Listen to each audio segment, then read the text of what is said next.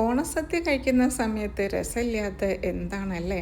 ആ സദ്യൻ്റെ ഹരം തന്നെ പോയി പോവും. അപ്പോൾ നമുക്ക് നല്ല നാടൻ രീതിയിലുള്ള രസത്തിൻ്റെ റെസിപ്പി നോക്കിയാലോ? അപ്പോൾ നമുക്കിതിലേക്ക് വേണ്ടത് 2 ചെറിയ പീസ് ഇഞ്ചി വേണം, അതേപോലെ 4 അല്ലി വെള്ളുള്ളി വേണം, അതേപോലെ ഒരു 6 7 ചുവന്നുള്ളി ഉണ്ടല്ലോ അതെടുത്തോളൂ. ഇതെല്ലാം കൂടിയിട്ട് നമുക്കൊന്ന് ചതച്ച് കൊടുക്കാം. മിക്സിൻ്റെ ജാറിലേക്ക് ഇടേണ്ട ആവശ്യമില്ല കേട്ടോ, കല്ല് വെച്ചിട്ട് തന്നെ ചതച്ചാൽ മതി. നമുക്ക് ഇങ്ങനെ ഒരു ഫ്ലേവറാണ് നമുക്കിതിലേക്ക് കിട്ടേണ്ടത്. ഇത് ചതച്ച് കഴിഞ്ഞതിന് ശേഷം നമുക്കിതിലേക്ക് ചെറിയ ജീരകം ഇട്ട് കൊടുക്കണം 1/4 ടീസ്പൂണ്. പിന്നെ വേണ്ടത് കുരുമുളക് പൊടിയാണ്. മുഴുവനായിട്ടുള്ള കുരുമുളക് ഇട്ട് കൊടുക്കുകയാണെങ്കിൽ അങ്ങനെ ഇട്ടെടുത്തോളൂ. ഞാനിവിടെ പൊടിച്ച് വെച്ചതുണ്ട്, അതും കൂടെ ഇതിൽ ചേർത്തിട്ട് ചതച്ച് കൊടുക്കുകയാണ്. എല്ലാം കൂടെ ഈ രീതിക്ക് ചതയ്ക്കുമ്പോൾ ഒരു സ്പെഷ്യൽ ഫ്ലേവറാണ്. ഇനി നമുക്കിതിലേക്ക് 2 തണ്ട് കറിവേപ്പിലയും കൂടെ ചേർത്തിട്ട് വീണ്ടും ഒന്ന് ചതച്ച് കൊടുക്കുക കേട്ടോ.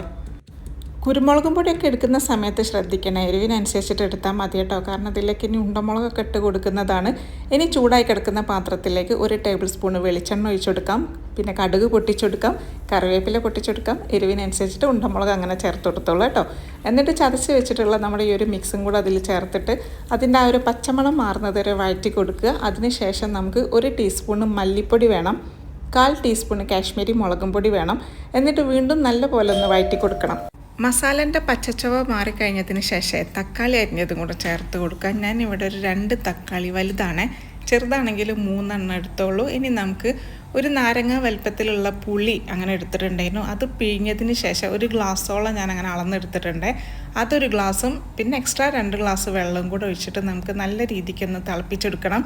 ഇനി നമുക്കിതിലേക്ക് കായപ്പൊടിയാണ് ഇട്ട് കൊടുക്കേണ്ടത്. 1/4 ടീസ്പൂൺ മതി, അതന്നെ ധാരാളമാണ്, നല്ല ഫ്ലേവർ കിട്ടും. ഇനി കായത്തിൻ്റെ പീസ് ഇട്ട് കൊടുക്കുകയാണെങ്കിലും അങ്ങനെ. അപ്പോൾ നല്ല പോലെ തിളച്ച് വെന്ത് കഴിഞ്ഞതിന് ശേഷം മല്ലിയിലയും തൂവി കൊടുക്കുകയാണെങ്കിൽ സൂപ്പർ രസം തയ്യാറായി കേട്ടോ. എന്തായാലും ട്രൈ ചെയ്യുക, അഭിപ്രായം അറിയിക്കുക.